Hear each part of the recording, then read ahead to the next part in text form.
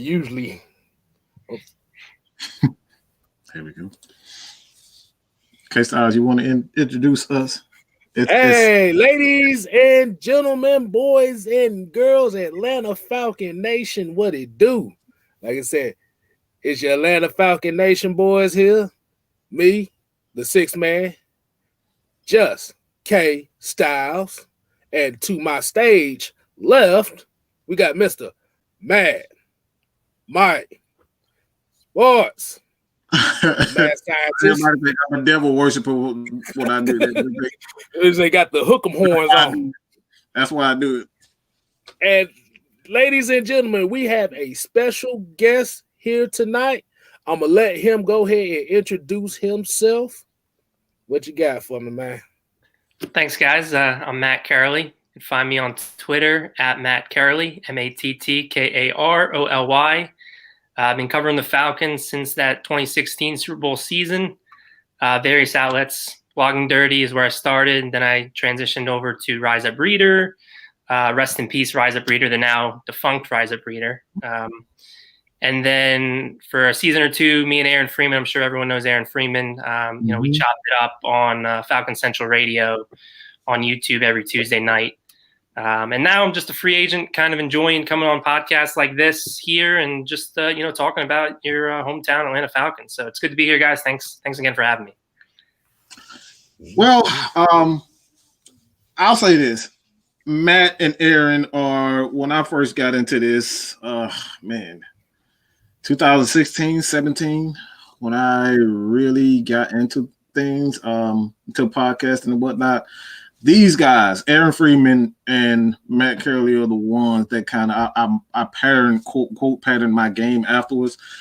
If you guys don't know who they are, I suggest you go to Twitter tonight.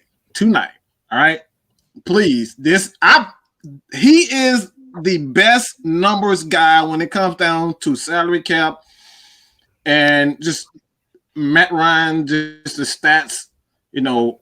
Don't shake your head. You know it's true. You know you're the best. Go ahead and brag. This is a show. I'd love to come back every week if I'm going to get intros like this. This is great. I appreciate that, Mike. Yeah, I mean that's what I love to do. I love to talk about not only just the Falcons, but I love the numbers aspect of it, and kind of prided myself in that. And I saw that there's kind of a need for someone to talk about the salary cap because I can understand it's very confusing at times. So I figured.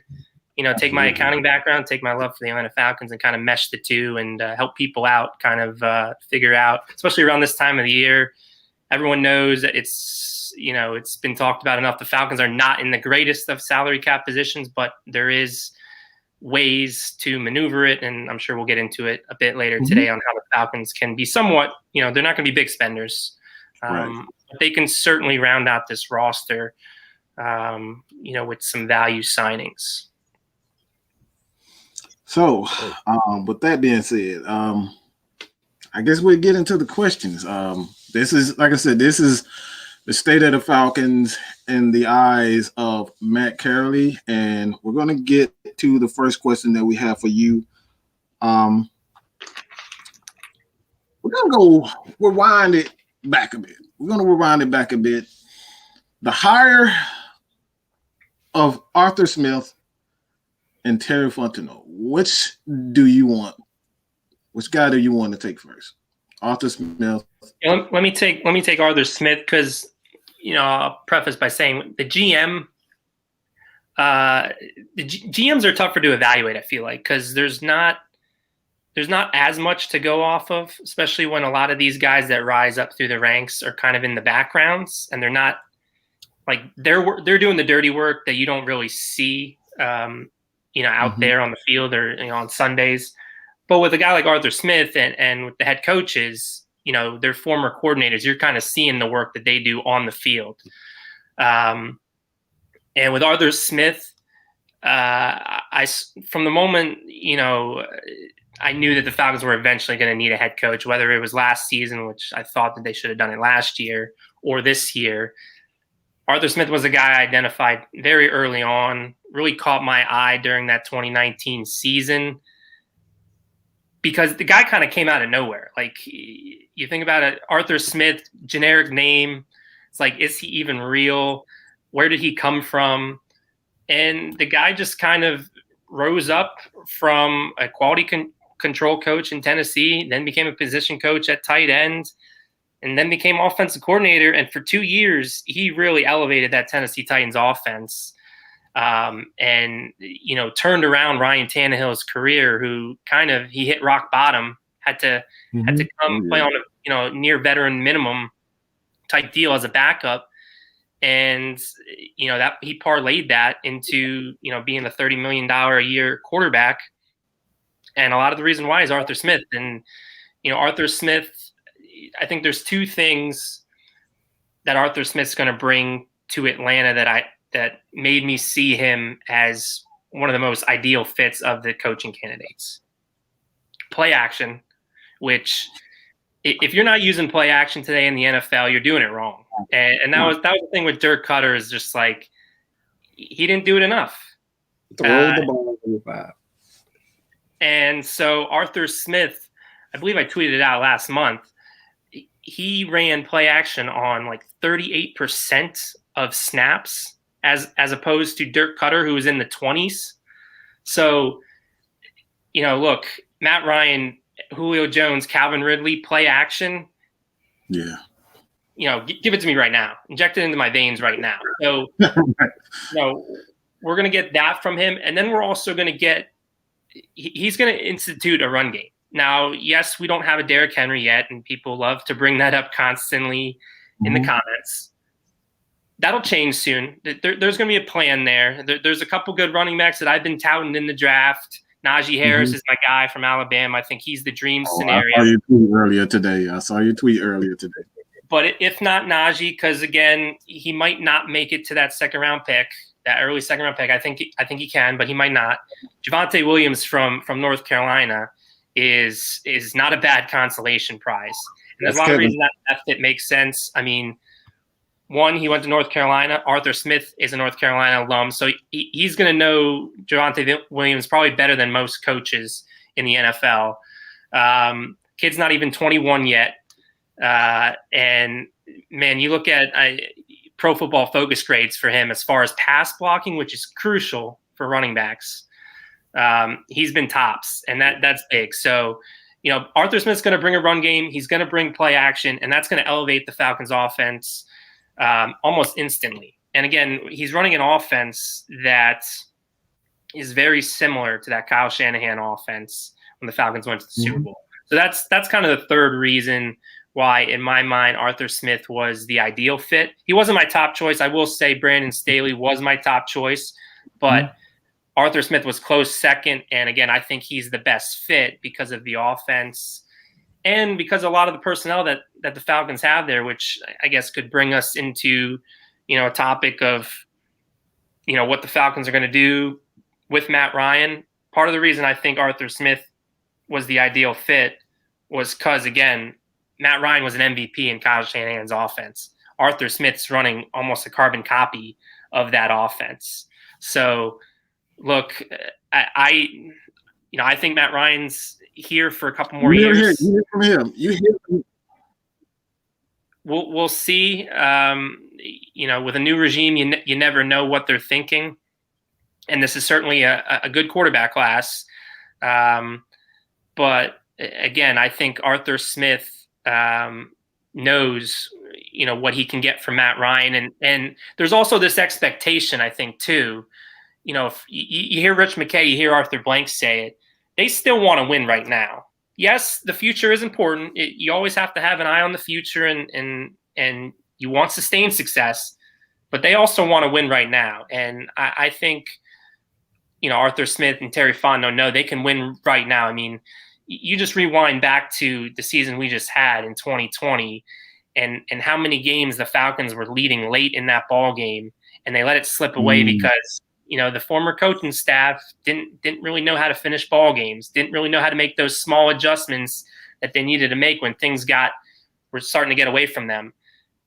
I don't think that's going to be an issue for this coaching staff, especially, you know, with the defensive side of the ball, the veteran guys that they've brought in on that defensive staff. That's why I'm very high on this new regime, and I'm very bullish that they can turn this around very quickly in 2021. Oh man. If y'all didn't understand what he just said,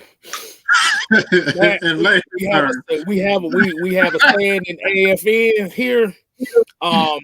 We simplify exactly what you said in 4 words. What we say, Mike? Run the damn ball. Yeah, That's what they're gonna do that. They're gonna do that. So before we get to the next question, I'm gonna go ahead and shout out some of the folks that's in this chat already. Like I said, we got Mr. Utah Sports in the building. We got ATM 3405, Corey the God, Terror Artist 404. What's going on, man? Happy belated birthday, brother. Tony Wright in here. We got Asia Green. And we're going to do one more. We're going to say Cartier Walker's in here. If I ain't said your name, it's going to come up later on because we still got to get to these questions. We got to pick this man's brain right here. All right, Matt. So the second question, the question I have for you, man, is pertaining to this NFL draft, what do you think the Falcons should do with this 4th pick? I mean, for me, I'm captain trade down. I think again, that's kind of the hashtag I've been using for it. I think they're in a position where, again, you're regardless of what you think of Matt Ryan and Julio Jones and how much Julio Jones has left in the tank, they're kind of locked in from a financial standpoint with that. So again, you got 2 marquee players, 2 marquee positions. You have a secondary receiver in Calvin Ridley who kind of took that next step. You started building up an offensive line. Defense, you have Grady Jarrett, Dion Jones with his contract. I don't think you can get out of it if you even wanted to. But again, I think Dion Jones in Dean Pease' system, Dean Pease is going to, he's going to let those dogs loose as far as getting after the quarterback and bringing pressure. So I think Dion is going to flourish with his speed in that role. AJ Terrell, he showed he can be a piece.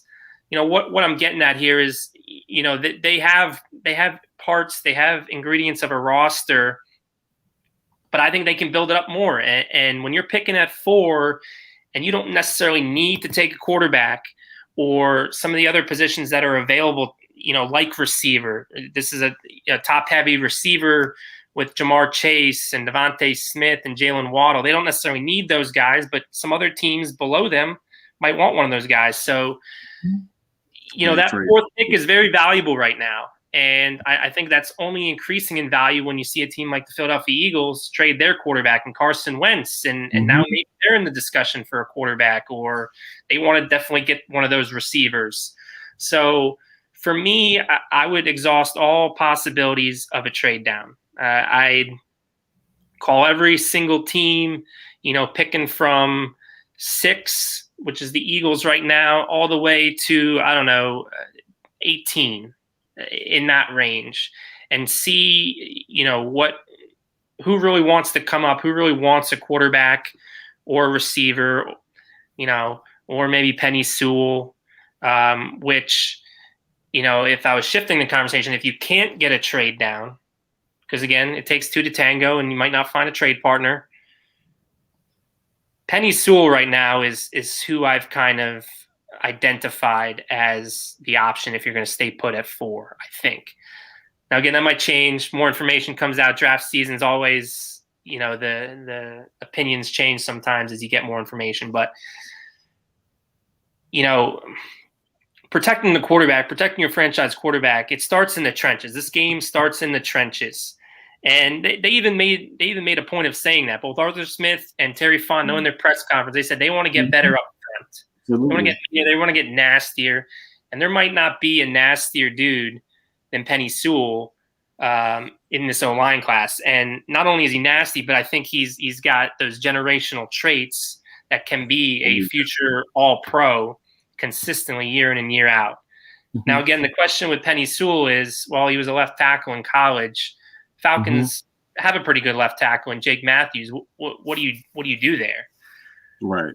I'd leave it to the professionals too. The coaching staff will figure that out. I think that's a good problem to have. And I mean, if it was me, if you're asking me, I'd probably put Penei Sewell left guard.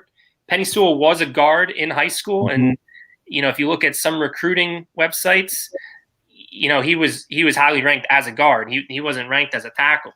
So that's a position I think he can play. And honestly, for this team, and if Matt Ryan is going to be their quarterback in 2021, it's more important to have the interior situated than the tackle situated, because a guy like Matt Ryan, he needs to be able to step up in that pocket. So you need to establish and solidify the interior. And if you put Penei Sewell there, and Chris Lindstrom is starting to figure things out and become a pretty good football player, and I think then you put Matt Hennessy right in the middle with those two guys next to him, that's an interior offensive line that has some upside and some real potential to be, one of the better interior trios in football in the next couple of years. So, that's kind of where my head's at right now. If you can't orchestrate a trade, solidify your offensive line, because, the offensive line is the more important part of how the Falcons accomplish Arthur Smith's plan of establishing a run game and getting the run game going, which has been a problem the last couple of years. So if you get a guy like Penei Sewell to plug at left guard, and then he can eventually be the left tackle of the future when they do move on from Jake Matthews, I think there's tremendous value there. And even though people are going to scoff, you're going to draft a left guard at 4th overall. I mean, my question to you is, you think the Colts regretted taking Quentin Nelson at, I think it was 6th overall? Yes. No, they didn't regret that one bit. Right. One of the best offensive linemen in football right now. And really, he really reminds me of Quentin Nelson, that physicality. The way he gets after it and just pushes people. And yeah.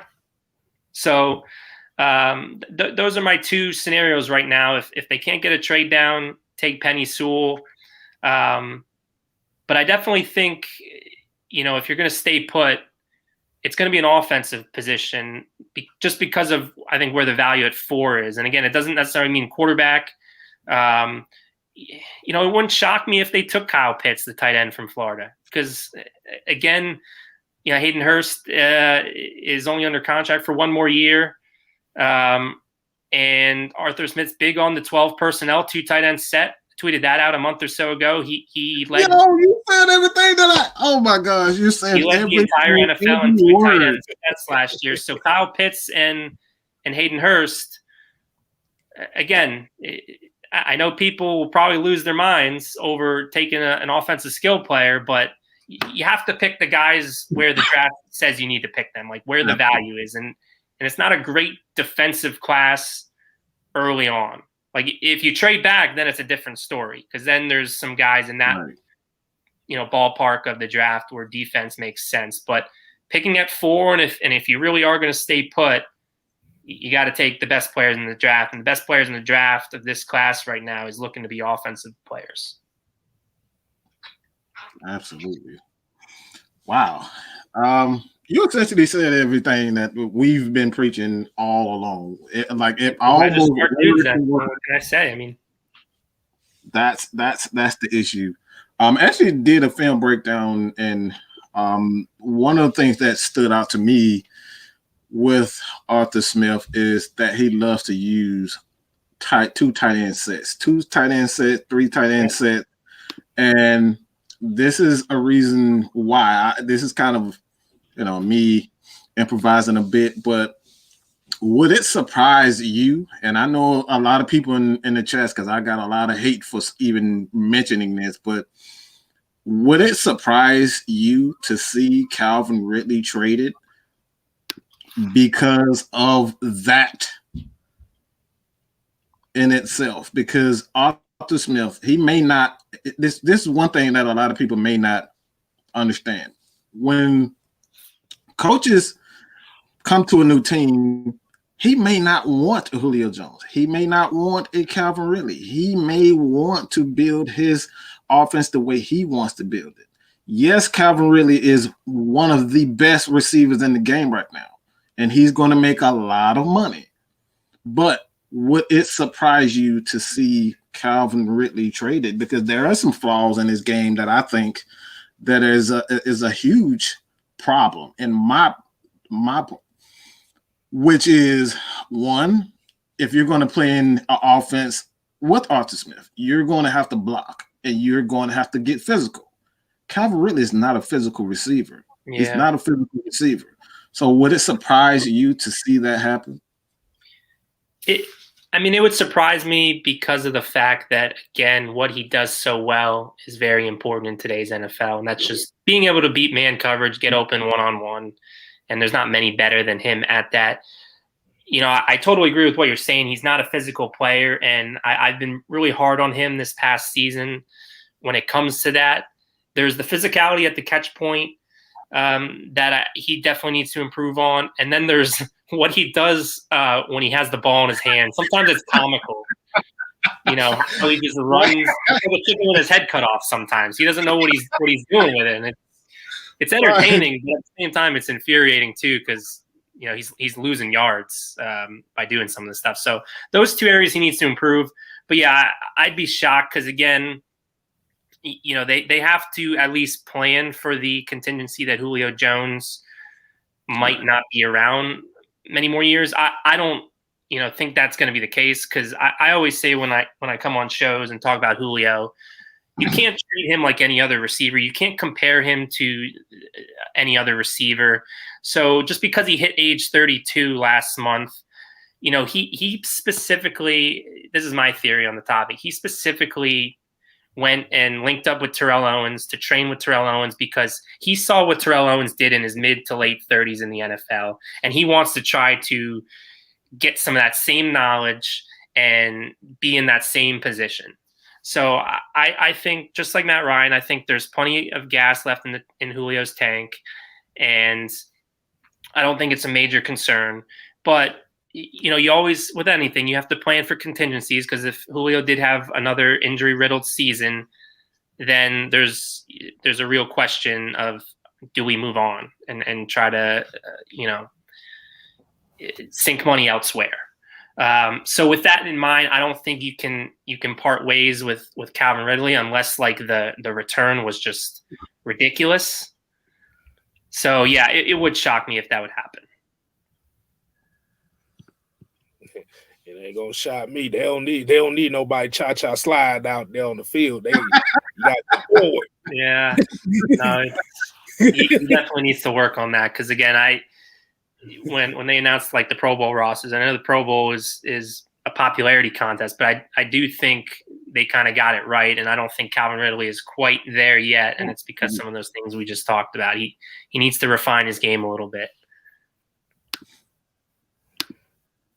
Right. Hey, Mike, you sure he ain't been on the show with us? Because all this stuff. Like he's saying every word for word, you are saying exactly what we've been saying, almost word for word.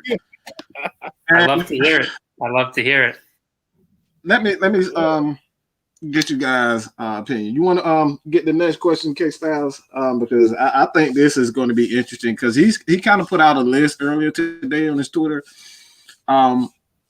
Yeah, hit that question. I know he's gonna enjoy this. So you guys, please follow Matt. I guarantee you will enjoy his Twitter account, man. Earlier today on his Twitter. Okay, so all right, so as we talked about off air, free agency is upon us here very shortly. Yes, sir. Hey, this is a good time of the year. What do you think would be the biggest position that we need to fill as far as getting this roster right? There's two that come to mind immediately. You know, they need to do something with edge rusher. Really, all that they have under contract is Dante Fowler, and I'm not even sure how much longer that'll be for because I think, you know, and this is my theory, and this is something I haven't put out yet. So this is a Mad Mike Atlanta Falcons Nation exclusive. Whoa, exclusive! Wow. I think right now their next order of business that they're working on is trying to negotiate a pay cut for Dante Fowler. seeing if him and his representation is willing to take it, because he's got $6 million of his $13 million base salary already guaranteed. That additional $7 million becomes fully guaranteed on March 21st. That's 5 days after free agency starts. I don't think the Falcons want that to be locked in.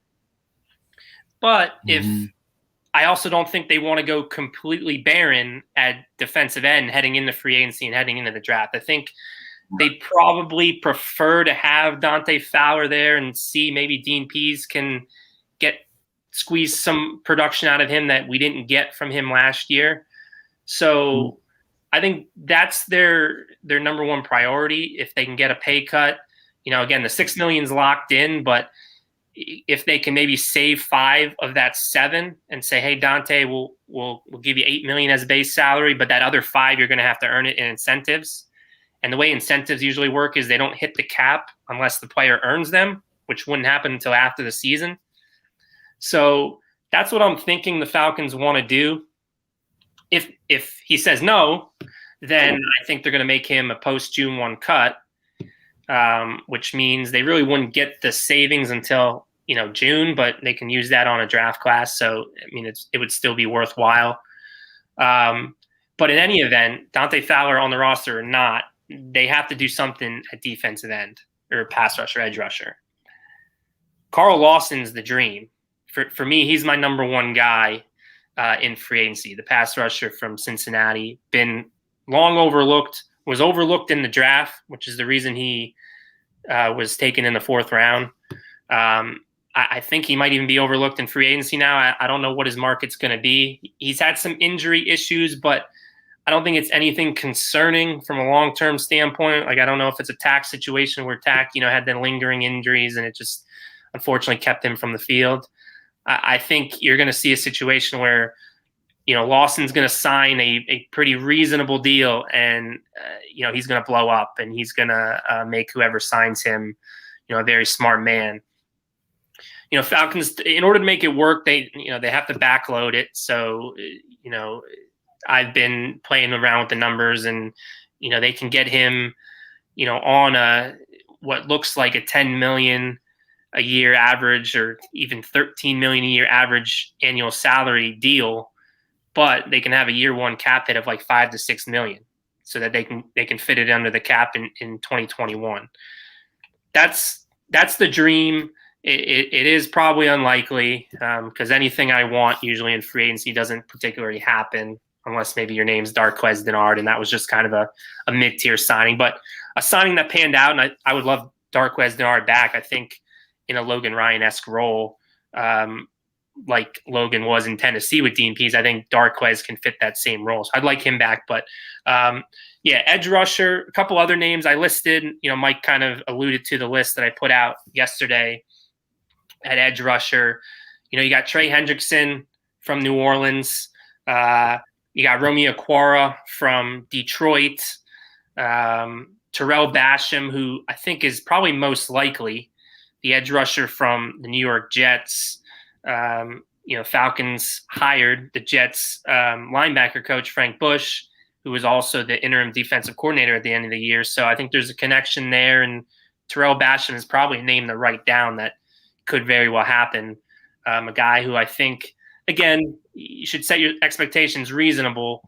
He's kind of a he's definitely not a 1A or 1B pass rusher, but certainly a guy in a rotation, can do some nice things and certainly bolster it. And then another name that I think is very likely is Kamalei Correa.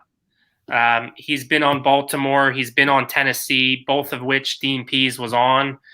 Again, he's going to be like a vet min type signing, but he had his best years under Dean Pease, a guy that can maybe get you 2, 3, 4 sacks. Again, nothing splashy, but certainly, guys to add to the rotation that know the system and play best in the system.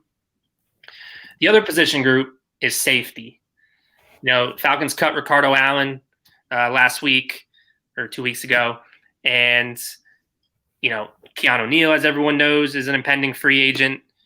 They don't have a lot of safety either, so they have to do something there. And the great news is this is a great free agency class for safeties. There's like 15, 16 guys on the free agent market at safety. The two names that I've touted that I think makes sense from a scheme standpoint, it makes sense from a money standpoint. The number one guy is Malik Hooker. Malik Hooker, former first-round pick, Indianapolis Colts, Ohio State Buckeye. You know, it's kind of well documented. Terry Fontenot and the Saints love Ohio State Buckeye defensive backs. They took Marshawn Lattimore. They took Malcolm Jenkins. They took Von Bell. So he has a thing for Ohio State defensive backs. Malik Cooker is going to be a buy low type of guy because of the injuries. And that's the concern. But again, you're going to get him at a very favorable price tag. And it's a big if, but if he's healthy, that's a top flight safety.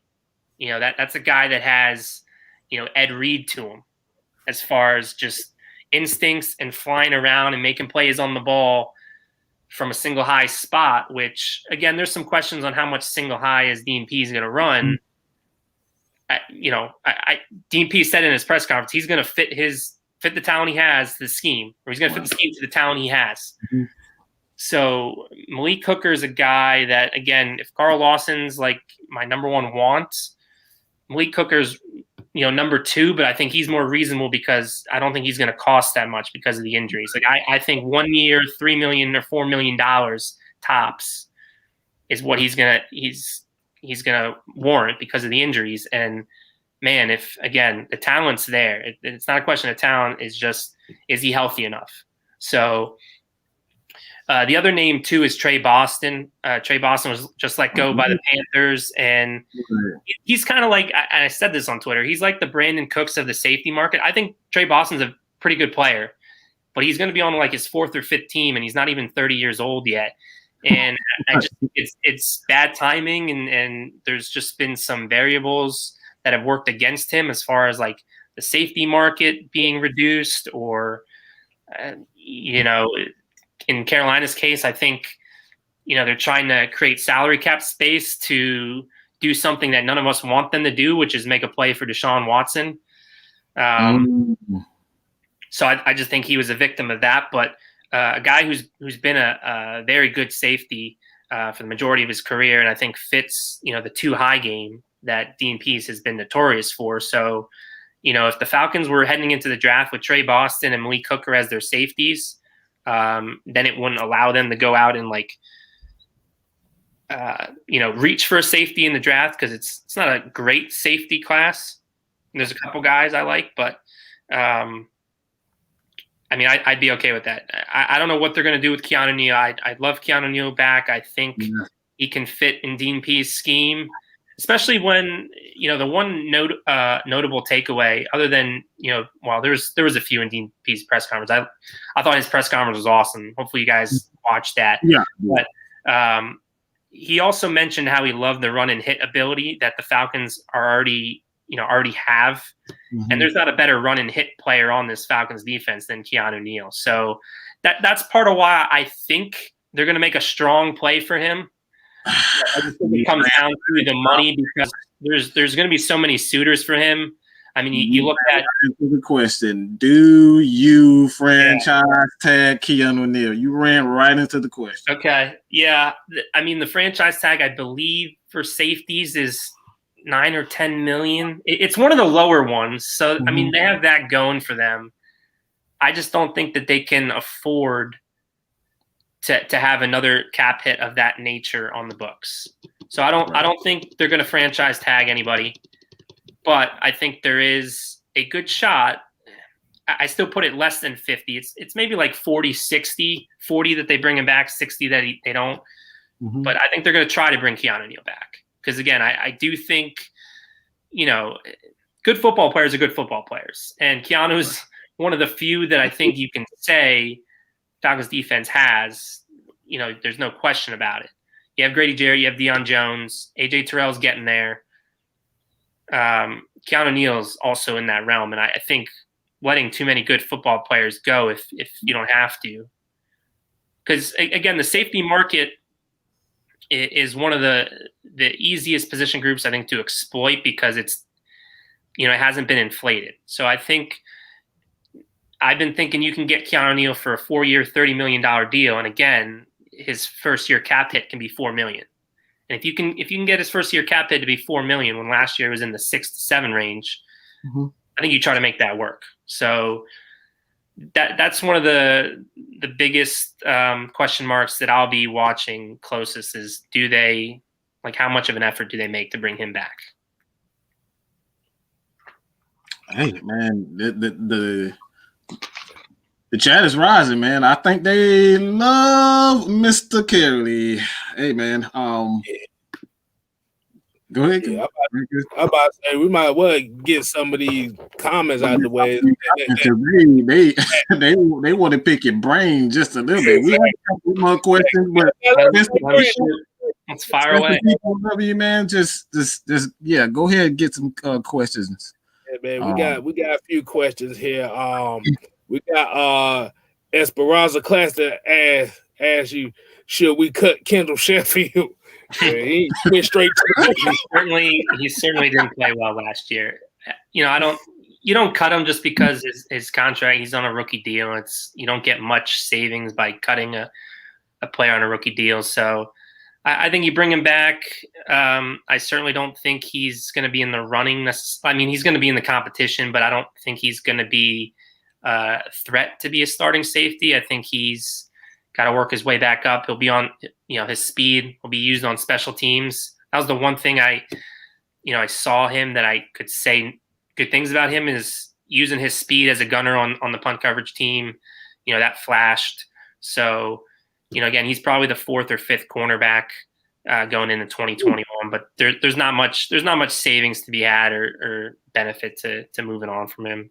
So let him, see what he can do under this new staff. And, at the very least, he's an asset on special teams. I know that's that was harsh. For a high way possible. That was harsh. They got relegated to gunner duty. Hey, man, he relegated himself with his play this past year. It wasn't me. I'm just telling the facts. Oh, man. I'm glad you said gunner because I was going to just say equipment manager, but I'm just throwing my hands up on it. We got some more questions in here, man. Like I said, we got Big Country Low Sports in the building. Big Low, what's happening? We got Corey the guy said, he said, do you keep tired girls? That's a thumbs down.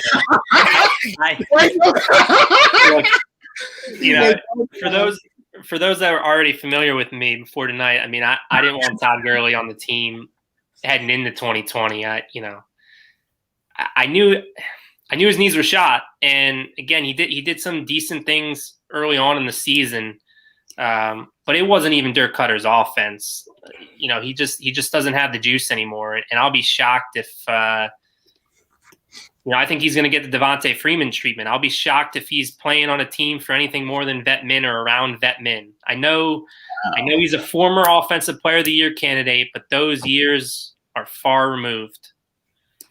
And I just think it's unfortunate what happened to his knees. And no one I guess we know it's arthritis, but just the way it happened was just so quickly. And I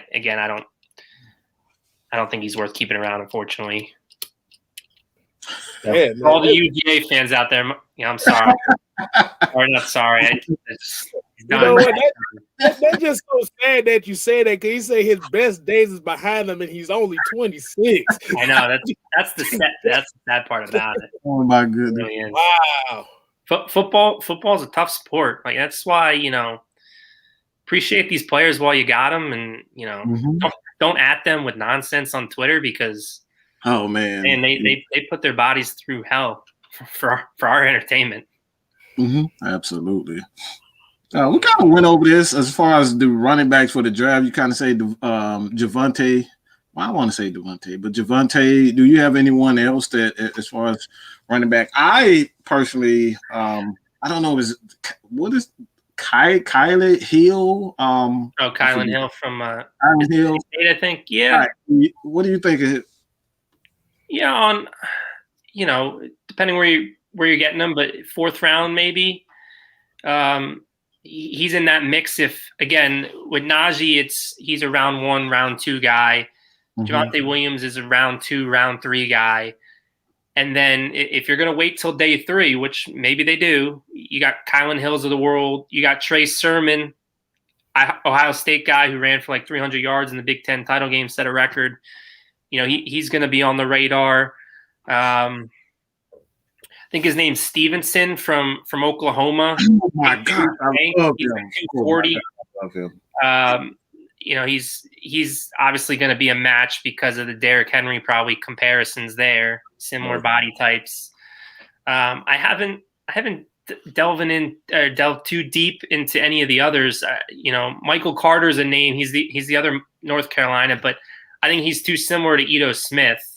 So that's kind of why I'm out on Michael Carter. But I think, you know, because again, I think Ito Smith still has a role. He is only got 1 year left on his deal, but I do think he's going to fit and play a role for Arthur Smith. So again, to bring in a redundant type of player in Michael Carter, I'd rather get a bigger bell cow like Javonte or Najee, or again Kylan Hill is a bell cow. Trey Sermon could be a bell cow. Stevenson could be a bell cow. So, another name, Chuba Hubbard, who was in, the conversation for a 2nd round pick heading into 2020, kind of his stock just bottomed out and did not have a good season. And again, one of the questions I'm sure, is, that these evaluators are going to ask themselves is how much of playing in pandemic football, contributed to these guys kind of their stock falling. So, and I think in Chuba's case, that's a legitimate question because, he certainly was, again, in the conversation with one of the better running backs in football after he had a 2,000-yard season in 2019. So he's a guy that's probably going to be, late day 2, early day 3, and maybe, Falcons look at him. So you can always find running backs. That's the whole argument that, maybe drafting one early isn't smart, but there's just so much to love about Najee, not just, the football side of it, but I think him off the field, he's a guy that can be a franchise cornerstone player that he's the face, he's one of the faces of the franchise, and you can feel very good about that. And he can get up on a microphone and display confidence. And there's nothing I don't like about him. So that's why he's kind of one of my guys. But certainly if Javonte Williams was the guy, feel pretty good about that too. Okay. I like that. Hey, like I said, we don't need to reach this year. We can't afford anybody. That's right. And again, that's part of why I think trading down makes a lot of sense, because you have more dart throws and you don't necessarily need to reach. You can just take football players and you have more shots at hitting on them and building up this roster. So again, that's where I want them to go. But whether they go in that direction, I mean, no one knows at this point. All right. So I'm about to say I got another one. I got another question for you. All right. I know we talked about this salary cap situation. We got the $5 and we trying to go to Walmart $50 worth of $5. Hey man, how we gonna make it work, man? In your eyes, how we gonna make that work? How do we get it? So, a lot of it's going to be in the form of restructuring, in my opinion. And again, we have a general manager here in Terry Fontenot who came over from New Orleans, and New Orleans, made a habit of, doing cap gymnastics and cap voodoo and witchcraft. And, they kicked the can down the road, but, you're telling me you wouldn't want to been in the Saints position the last couple of years, having 4 cracks at getting to a Super Bowl, and they went all in. I'm absolutely for that because, again, as I talked about at the top of the show, I think they do have a pretty good core group to build from. And, they were competitive in 2020. Their record might not show it, but right. For people that didn't tune in and lived under a rock, they'd be like, yeah, 4-12, the Falcons were terrible. Mm-hmm. They're one of the more misleading 4-12 teams that probably ever existed in NFL history. Right. Because they should have won probably 5 of those games, and I don't even think that's a stretch or a reach. Mm-hmm. So you're talking about a 9-7 team that's picking 4th overall. That doesn't happen. So, I'm okay, worrying about tomorrow's problems tomorrow. So, when I say that, I mean, free up the space you need to with the guys that you feel good about. And again, I feel good about Matt Ryan. I'm confident that they do as well. Again, you watch the film, Matt Ryan played pretty dang well. Pro Football Focus supports it. The eye test supports it. Yes, he had those throws in that Chargers game that he would like to have back. But look, you're going to judge a man off of a few throws? Come on. Right. Yeah. I think, they're okay about Julio Jones. Again, his body of work should speak for itself. He's going to get himself right. You definitely feel good about Grady Jarrett coming off another Pro Bowl season, one of the best interior defensive linemen in football. You can kick the can down the road a little bit with him. Jake Matthews gets too much crap online. Yes, he had a hold in the Super Bowl. Right. Hey, let's get over that. Jake Matthews is a consistently good left tackle, and those are not easy to come by. Feel good about him. And then lastly, Dion Jones. Again, especially in this defense, I'm okay, riding it out with Dion Jones. There's some aspects of Dion Jones' game where I've been critical of as far as, again, against the run. He's not a guy you want taking on blockers because of his size. You want him as free as possible to use his speed. So, I don't think he's ever going to be considered a Bobby Wagner or Luke Kuechly or, one of the better linebackers in football because he just doesn't have that all-around aspect of his game. But what he does well fits in today's NFL with the coverage and the speed. So I'm okay riding with him. So, again, those are 5 players. 5 players I mentioned. I got my cap sheet up here. If they did the max restructure, they can save over $40 million. Wow. $40 million. Yeah. Wow. Again, you're pushing the guaranteed money down the road, so then it becomes harder to move on from him. But what people got to remember about all that is the NFL is close to, if they didn't already, I think, agree to it, a huge TV deal. It's going to bring tons of money into the NFL. The salary cap is going to get back up to rising levels. If not next year, the year after, you're going to be in the $200+ million. So you kind of have a little bit more wiggle room, I think, to push this money down there, as opposed to this year where it's looking like the salary cap's going to be in the 185 million range, which is 13 million less than this past year, which usually is not how it works. It continues to go up. This, because of the pandemic, it's going to go down. But if you save that 40 million, and then they still got a few other cuts to make, I think they're going to move on from James Carpenter. But that's why I talked about, the whole Dante Fowler situation, because if they can't work out a pay cut with him and they got to make him post-June 1 cut, then that'll, I think, affect decisions with, do we make James Carpenter just a regular cut, or do we make him a post-June 1 cut to create more cap space? So in any event, I think Carpenter is going to be gone. You can save another 2.5 there. And then the last one, I think, is Tyler Davison, which see what happens. He is a former Saint, so maybe Terry Fontenot likes him. I don't know, but I think with nose tackles, I'm not big on paying nose tackles. 2-down player, you can get those guys, on the bargain bin for vet men. So with all of that in mind, the Falcons could have $36 million in cap space with 27 players under contract. So they have to fill out the other half of their roster. But you can do that again if you backload contracts and make the year 1 cap hits on some of your signing, as low as possible, $4 or $5 million with guys like Lawson or Neal or Malik Hooker. What about decent player. Is an interesting one also because his contract will be up soon. What do you do about Foye Oluokun? Do you think they'll be able to sign him to a long-term deal? Yeah, I think it'll probably have to wait till next offseason. But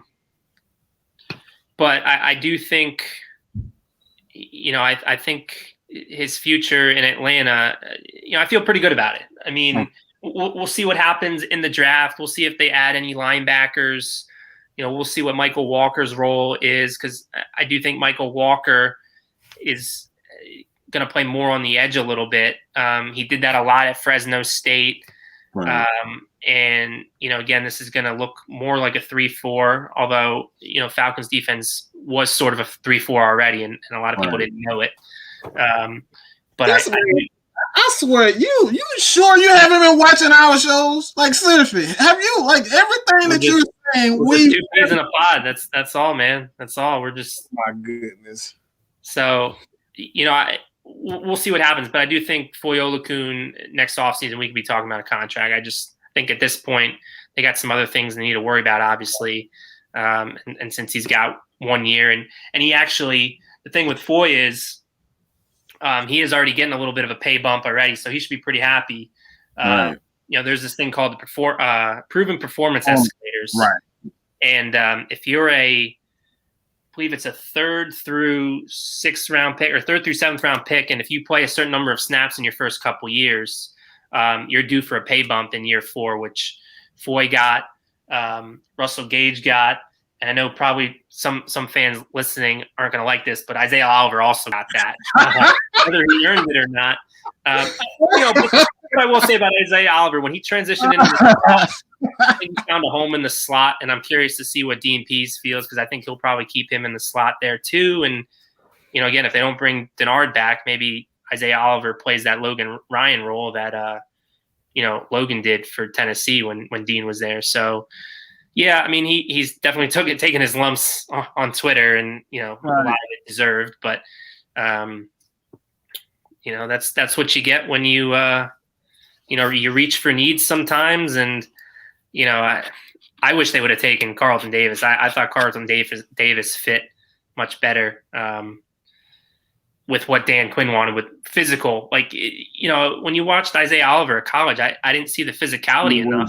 Right, he didn't have the physicality. Like he had the length and stuff, and those types of things that you want. But I love physical corners. I love corners with swagger, and Carlton Davis had that, and people are starting to see that now with Tampa Bay Super Bowl champs. I mean, he definitely got his spotlight in the playoffs, and definitely earned it. But yeah, I mean that's kind of what I'm thinking. As far as again, it's got to be this way if they're gonna make some signings, they got to do the restructures, and I don't think they're gonna have a problem doing it because again, Terry Fontenot he's coming over from New Orleans, and they kind of made their mark in that, and it worked out well for them. Sure, now they're scrambling to figure out what to do, but that's kind of what happens when you go all in, and they had 4 cracks at it, and we're all happy that they swung and missed on all 4 of them, but they were at least in the position, and I think we would love to be in that position to go all in again and have 4 more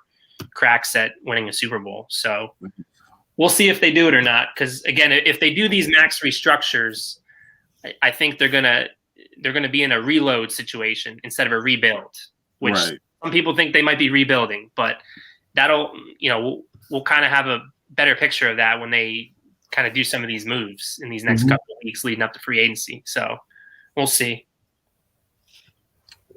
Hey man, he pretty much. I'm about to say, let's get in a couple more of these questions. If folks coming in with the questions, there was a question earlier that came up. I didn't highlight it, but it was basically talking about Jalen Hawkins. What's your take on him? I'm thinking he's still going to be in a backup role. I mean, it all comes down to if they bring Keanu Neal back. Obviously, he's definitely going to be in a backup role. Right. If they don't bring Keanu Neal back, again, I guess keep your eyes on what they do in free agency. Because if they do sign, 2 guys like Hooker in Boston, again, I would think Hawkins then still in a backup role. And the thing with Hawkins too is he didn't even carve out much of a role on a lot of the special teams. So, it'll be interesting if he does that, because that's his best way to making the team. But I do think this transition to Dean Pease fits him even more, because I think at Cal, he did a lot of too high with him and Ashton Davis. So he's got some versatility, again, to be a good backup. And if you get anything more from him, then that's just kind of gravy at that point. Right. And there was one more I want you to hit up too. It was by David M. He was basically saying past this season, if you had to choose between Dion Jones and Foye Oluokun, who would you choose out of these two? Great question. Why would you do that? That's a great question. And my answer might shock some people or might make some people mad, but I'm going Foye. Oh! Yeah, again, I think Foye has more of the makeup of a complete linebacker. Again, I kind of touched on it a little bit, but Dion Jones, if he's blocked up, like he can be blocked up pretty easily. Foye, not so much. Mm-hmm. Both have the speed, both check that box. And I just think Foye's instincts too are much better. Yeah. And he can rush the passer as well. Like Foye can do it all. Like Foye really came alive. Like he was one of those guys this past year that, yes, it was a down season, 4-12, but he really took that next step. And another thing with Dion Jones is, when the Falcons were going through the turmoil that they were, in 2018, 2019, and 2020, they needed a voice. They needed a guy to kind of rally the troops. Mm-hmm. And they need that even more now that Ricardo Allen's not there. We didn't get that from Dion. That's something that we got none of that from Dion. So I agree. You need that from a middle linebacker. Right. So, and I think Foye, again, there's still some room for improvement, but there's some clips you see of Foye, and I think he can be that guy. So, that's why when I was talking about guys to kick the can down the road, I'm somewhat hesitant to do it for a guy like Dion Jones, because when Mike, you asked the question about is a contract extension in Foye's future, well, if you push Dion Jones guaranteed money down the road, it hurts that answer a little bit, because again, you don't want to tie too much money into the same position, especially when one might be better than the other. So I think for me, if forced to choose, I want Foye, and that's why, again, if of the 5 guys I talked about restructuring, I'd rather not restructure Dion Jones. Let him play out this year, and then let's see where the money stands next year, and then maybe you move on from Dion Jones and you have Foye Oluokun, and say the Falcons drafted a guy like Jacoby Stevens maybe from LSU, who's kind of a hybrid type of player, very similar maybe to Dion Jones. Replace Dion Jones with someone like that. So, I know Dion's got a fan base, and I know why. He's made some splash plays in his career. I mean, the fact that he has like 5 pick sixes, that's impressive. But it's more than just the splash plays that make a good football player. Exactly. Down to down, snap to snap. Foye kind of outplayed him at times. Oh, absolutely. I absolutely agree, and that's one of the main reasons why me personally, if forced to choose, I totally agree with you as far as Foye Oluokun is concerned. It's like if you go back to the Dallas games, like the Dallas game was a perfect example of him completely outshining Dion. Like Dion is a great instinctual player. I don't think you can get good coverage out of Dion. You can do a little bit more, maybe not more things. But you can get the good coverage. Like, I don't think you're losing much if Dion was off the field and you had Foye on there, because Foye can give you the coverage. Maybe Dion's a tick faster. That's basically all you can say. that Dion has over Foy.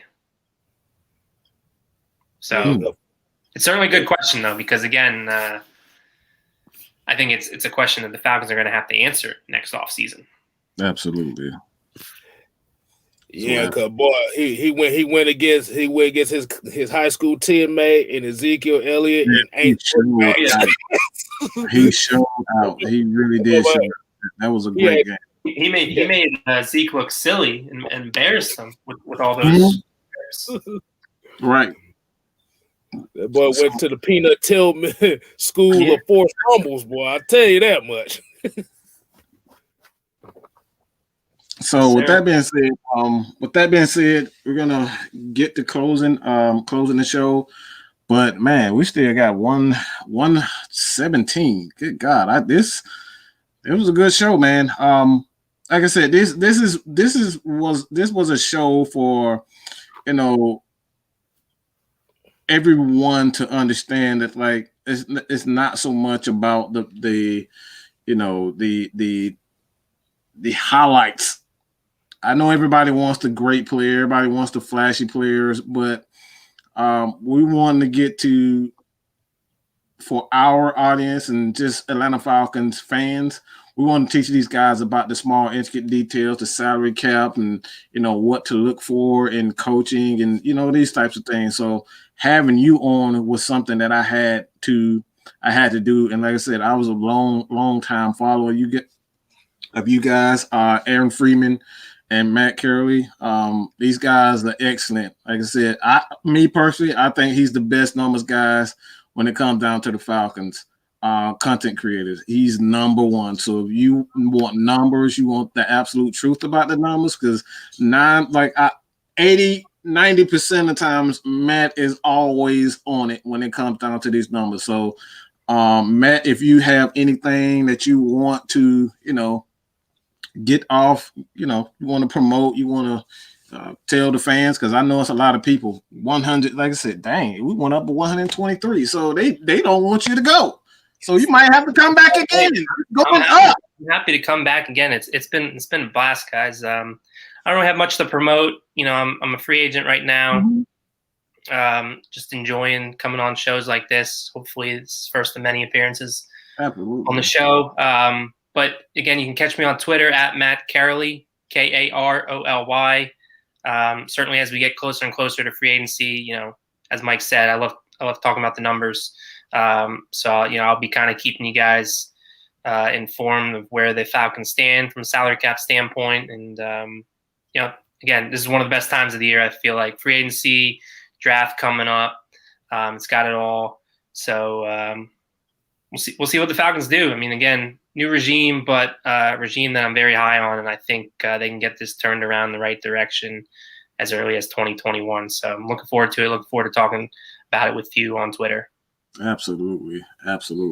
So, K-Styles, you got anything you want to keep going? K-Styles, you want to keep going? And Matt, I'm gonna duck out. But again, guys, appreciate you having me. Let's do this again real soon. All right. Absolutely, I appreciate it. I definitely appreciate you coming on. All right, take care, guys. Yes, sir. All right, man. Woo! Hey, man. That right there was informative. Everything that we've been saying for the past year or so, probably longer. This is the reason why we have guys like Matt Karoly on. These guys follow the Atlanta Falcons. They love the Atlanta Falcons just as much as we do. And we want to give you guys nothing but the facts, the stats, and the truth. And this is the reason why we bring guys on like this, because you tired of hearing our voice. I know you're tired. I know you're probably sick and tired of hearing us, but this is what we do, man. We want to give you guys nothing but the truth. So, K-Style, you see some comments in here? Man, so pretty much he answered everything else we got here. Pretty well, like I said, it's pretty much nothing really there. He pretty much answered everything. He got everything. Outside of Esperanza Claxton trolling talking about I like Tat McKinley in free agency. Oh no. We don't eat Tweety Bird. No. We're not doing that. I do got one question. I was just looking at something here.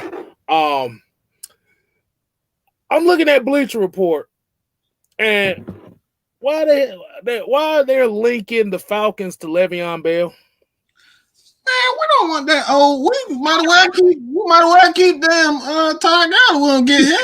That's just beat up the head. Like what? Come on, man! Don't do that to us. Well, he said we don't want no more old running. We don't want no more old running backs.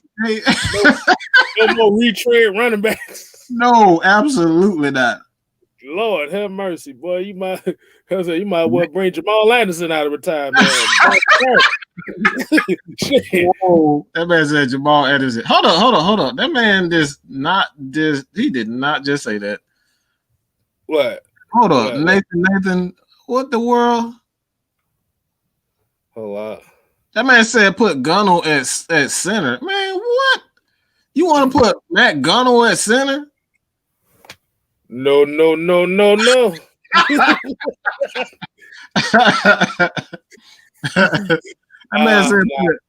That man said put Matt Gunno at center. No, I'm good with that one, man. I think Hennessy would be all right at center, man.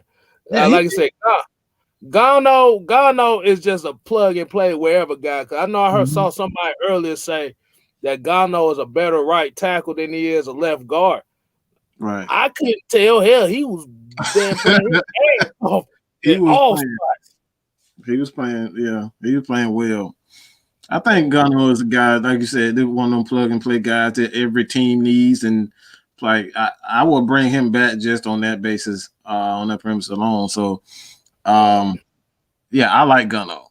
I think he would definitely be someone that Arthur Smith would like. I think honestly, another point is that the Falcons at this point, they're going to go to a run first.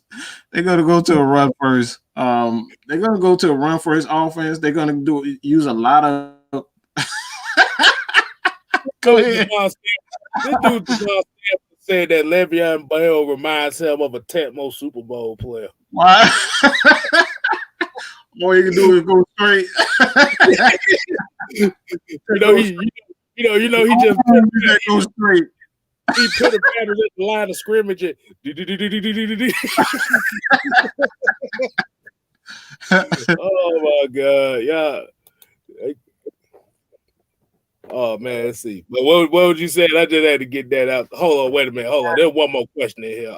Tony Wright asked. He asked, "We trade down and our draft look like this: the first round switch, 2 second rounder, 2 third round, 4th rounder, no 5th rounder, traded 6, no 7th round, first round pick 2020." Like, good Lord, that's a lot of damn picks. That's a lot of picks. If we can get that, I'm okay with that. But again, this is probably like the second or third person that we've had on. We had Will McFadden on. He pretty much, said the exact same thing. Just at this point, the financial, like this is all about financially what's best for the team, and drafting a quarterback financially just doesn't make any sense for the Atlanta Falcons.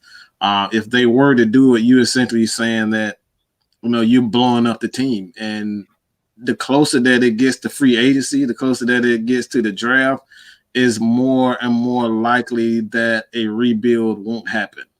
And that's just the honest truth. Like, we don't know, like we haven't done anything. Like, we haven't done anything. The only thing that we've really done is get, you cut Ricardo Allen and you cut Bailey. That's pretty much it.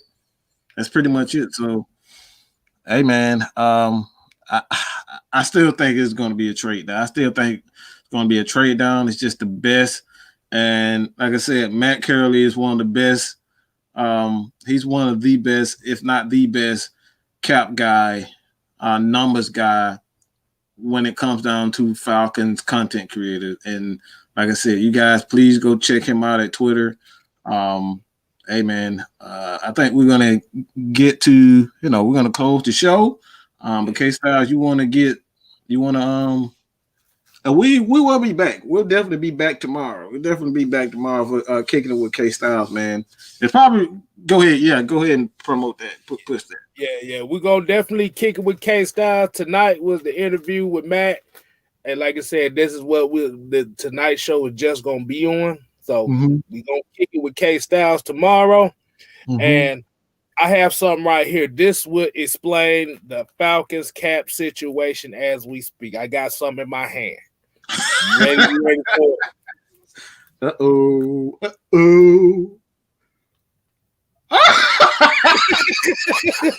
This is all we can afford right now. Robert Noodles. That's all we can afford. Robert Noodles. But like we said, we appreciate everybody tuning in with us. Checking out. Hope y'all like the interview. Make sure y'all give the thumbs up on it. Absolutely. Definitely, like I said, just make sure you subscribe and follow to the Just K-Styles channel. Hey man, I'm up to I'm 23 away from 200. Like I said, I'm trying to get in the game with everybody else on AFN. But hey, I enjoy doing all this right here. It's not even about that. It like I said, it's about chilling and chatting with y'all. Because at the end of the day, this is therapy for me. Just as I hope it's therapy for y'all as well.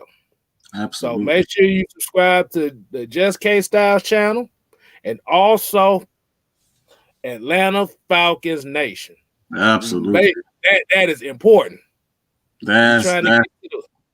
try to get to the 1K side of the game on that one. Absolutely.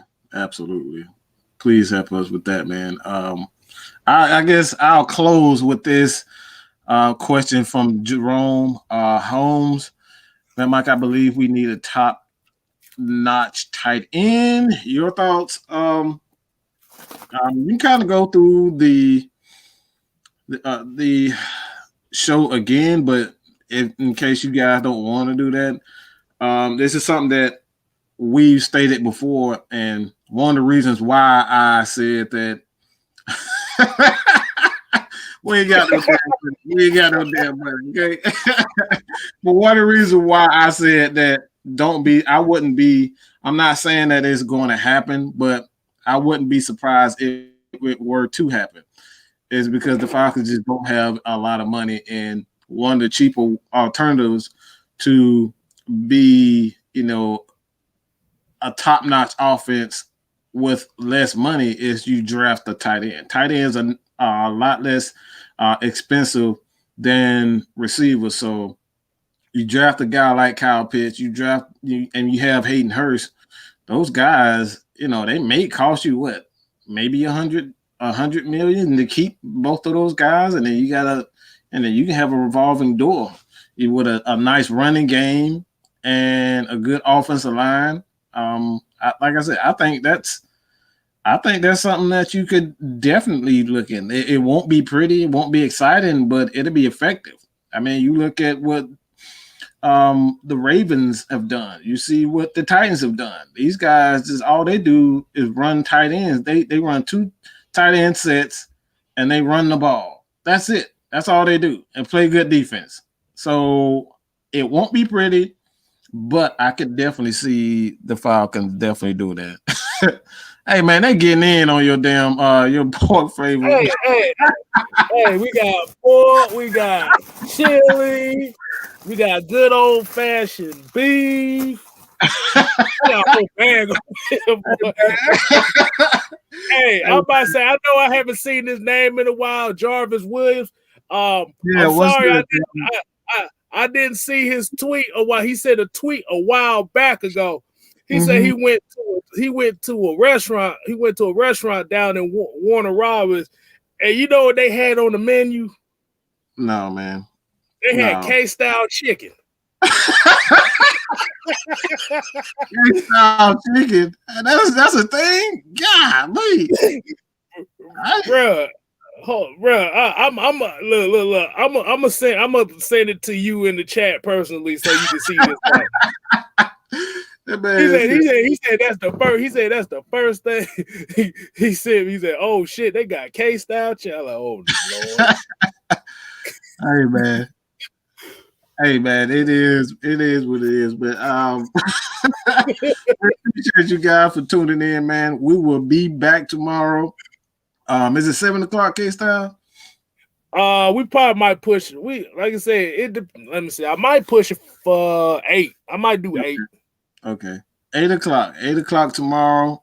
Kicking it with K-Styles, myself, and you never know who's going to show up on Kicking It with K-Styles. So I know J-Rock is going to be there. You might get your boy. We might get our boy Jew. I think he's going to be in there also. So we will see. But outside of that, I thank you guys for tuning to us, man. This is what we do. Want to bring you guys nothing but the stats, fact, and the truth. And with that being said, K-Styles, they ain't got to go, but they got to get the hell up out of here. And also make sure you get some tuna while you're at it.